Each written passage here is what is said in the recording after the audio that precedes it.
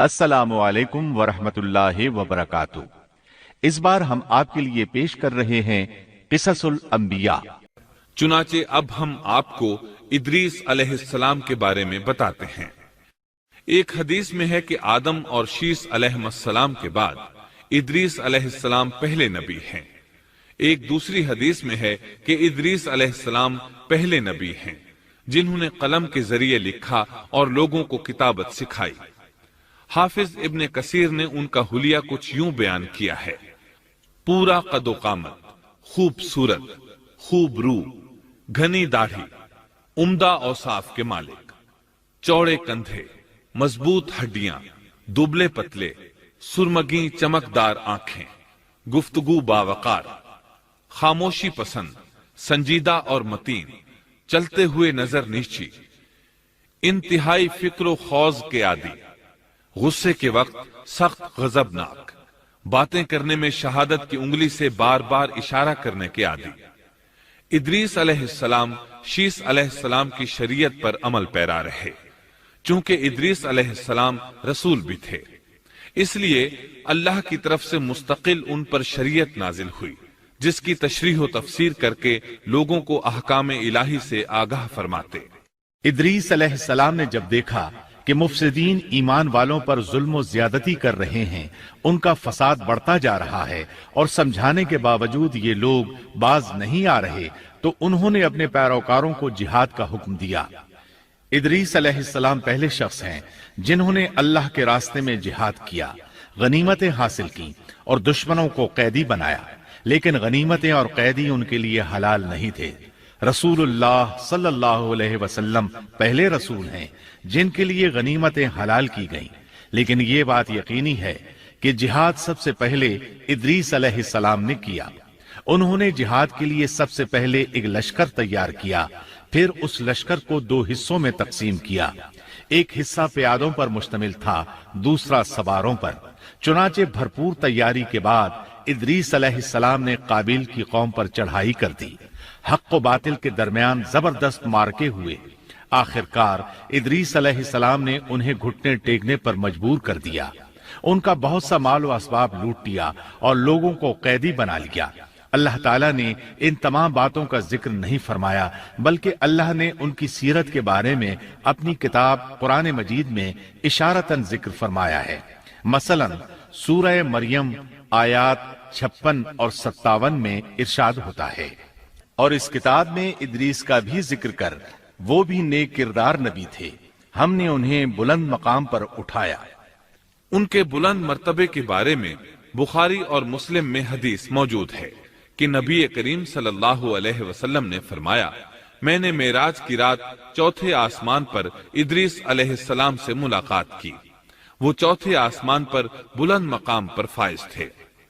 ابن جریر نے ایک روایت بیان کی ہے، وہ روایت اس بات کی وضاحت کرتی ہے کہ اللہ تعالیٰ کے ارشاد وَرَفَعْنَاهُ مَكَانًا عَلِيًّا سے کیا مراد ہے، اس کا کیا مفہوم ہے۔ ابن جریر کے علاوہ دیگر بڑے بڑے مفسرین اور مورخین نے بھی اس روایت کو ذکر کیا ہے، لیکن اس کی کوئی صحیح سند نہیں مل سکی۔ وہ روایت یہ ہے: ابن ابی حاتم وغیرہ نے اس روایت کو ہلال بن یسار سے بیان کیا ہے۔ وہ کہتے ہیں میری موجودگی میں ابن عباس رضی اللہ عنہما نے کعب رحمت اللہ علیہ سے پوچھا: کعب، ادریس علیہ السلام کے متعلق اللہ تعالیٰ کے اس قول وَرَفَعْنَاهُ مَكَانًا عَلِيًّا ہم نے انہیں بلند مقام پر اٹھا لیا کا کیا مطلب ہے؟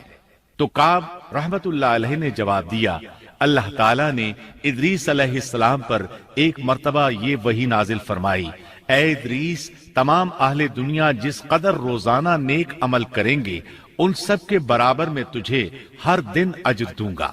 ادریس علیہ السلام نے یہ سنا تو انہیں خواہش محسوس ہوئی کہ میرے اعمال میں روز افزوں اضافہ ہو، اس لیے عمر کا حصہ طویل ہو جائے تو اچھا ہے۔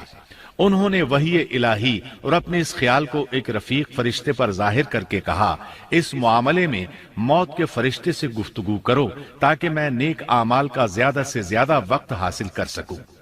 उस फरिश्ते ने जब ये सुना तो इदरीस अलैहिस्सलाम को अपने बाजुओं पर बिठा कर ले उड़ा।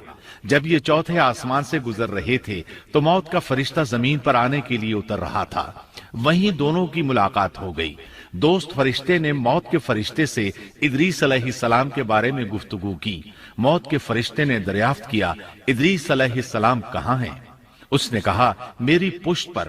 मौत का फरिश्ता कहने लगा, मुझे अल्लाह की तरफ से ये हुक्म मिला है कि चौथे आसमान पर इदरीस अलैहिस्सलाम की रूह कब्ज करूं।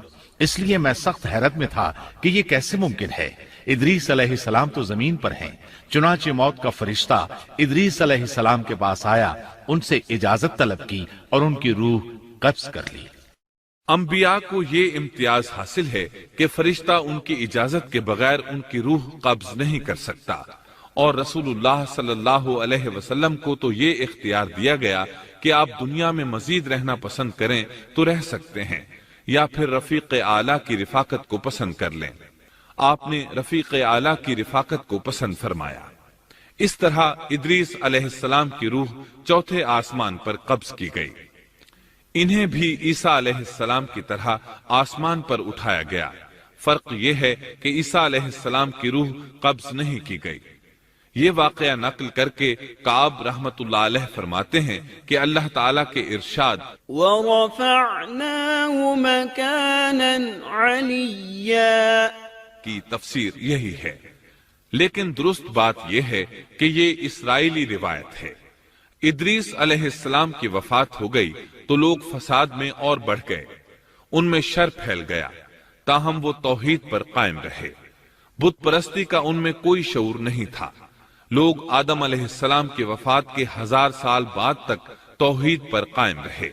उनमें फिस्क व फुजूर जरूर था, लेकिन शिरक नहीं था।